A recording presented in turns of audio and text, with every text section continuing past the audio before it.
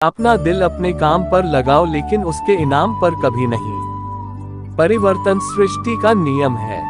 आप एक पल में करोड़पति या कंगाल हो सकते हैं। यदि आप जो चाहते हैं उसके लिए नहीं लड़ते हैं, तो जो आपने खोया है उसके लिए मत रोए।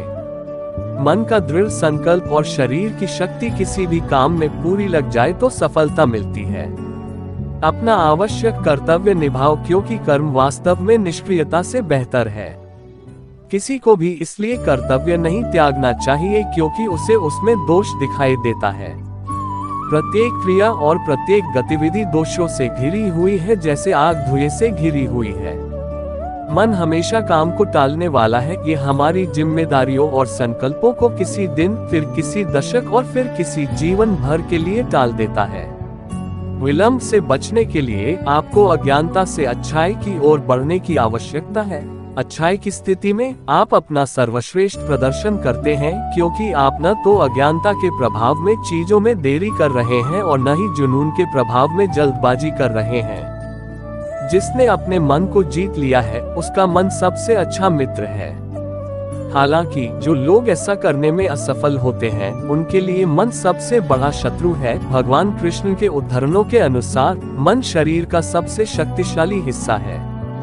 जब आप इसे सही दिशा में उपयोग करते हैं तो आपका दिमाग आपका सबसे अच्छा दोस्त हो सकता है। हालांकि यह आपका सबसे बड़ा दुश्मन भी हो सकता है जब आप इसे नियंत्रित करने में सक्षम नहीं होते हैं या इसकी शक्ति का सही तरीके से उपयोग नहीं कर पाते हैं। श्री कृष्ण कहते हैं, प्यार दुनिया की सबसे खूबसूरत चीज है जिसे ना देखा जा सकता है, ना छुआ जा सकता है, इसे सिर्फ दिल में महसूस किया जा सकता है।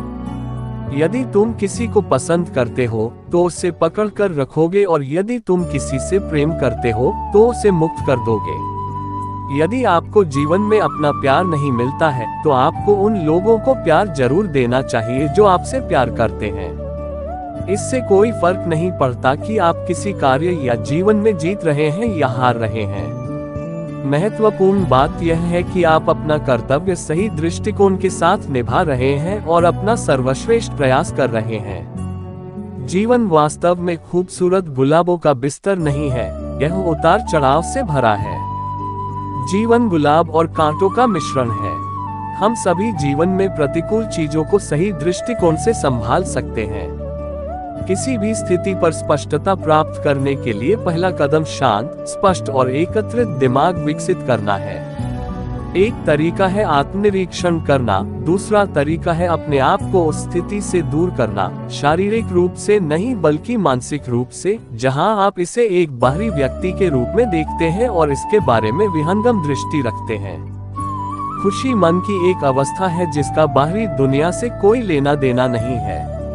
निस्वार्थ सेवा के माध्यम से आप हमेशा फलदायी हो सकते हैं और अपनी इच्छाओं की पूर्ति पा सकते हैं।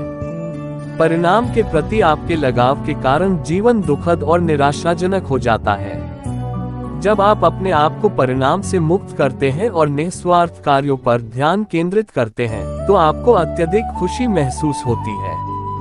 भगवान कृष्ण कहते हैं कि जो व्यक्ति हमेशा अच्छाई का आचरण करता है उसे कभी दुख नहीं मिलता। जो लोग अपनी जिम्मेदारियों का पालन करते हैं और हर स्थिति में अपना कर्म करते रहते हैं, उनकी भगवान कृष्ण रक्षा करते हैं। जीवन की बेहतरीन समझ के लिए आपको जीवन पर सकारात्मक कृष्ण उद्धरण अवश्य पढ़ना चाहिए। जीवन पर कृष्ण के सकारात्मक उद्धरणों के अनुसार आपको बड़े सपने देखना चाहिए। कृष्ण कहते हैं कि हम बाधाओं के कारण नहीं, बल्कि छोटे लक्ष्य के स्पष्ट मार्ग के कारण अपने लक्ष्य से दूर रहते हैं। मूल रूप से इसका मतलब ये है कि व्यक्ति को बड़े सपने देखना चाहिए और उन सपनों को हासिल करने की राह में आने वाली कठिनाइयों से नहीं डरना चाहिए। भगवान कृष्ण द्वारा सर्वोत्तम जीवन सलाह के लिए आपको जीवन पर सकारात्मक कृष्ण उद्धरण अवश्य पढ़ना चाहिए। कृष्ण कहते हैं, भविष्य की चिंता मत करो और अतीत पर ध्यान मत दो। आप केवल अपने वर्तमान को नियंत्रित कर सकते हैं या अपने वर्तमान पर ध्यान केंद्रित कर सकते हैं और वर्तमान में जी सकते हैं। जीवन में इलाज कितना भी विपरीत हो, इंसान के साथ जो कुछ भी होता है अच्छे के लिए वही होता है। जीवन में परिस्थितियां चाहे कितनी भी विपरीत हो, इंसान के साथ जो कुछ भी होता है अच्छे के लिए ही होता है। वीडियो देखने के लिए धन्यवाद। प्लीज सब्सक्राइब एंड शेयर जरूर करें।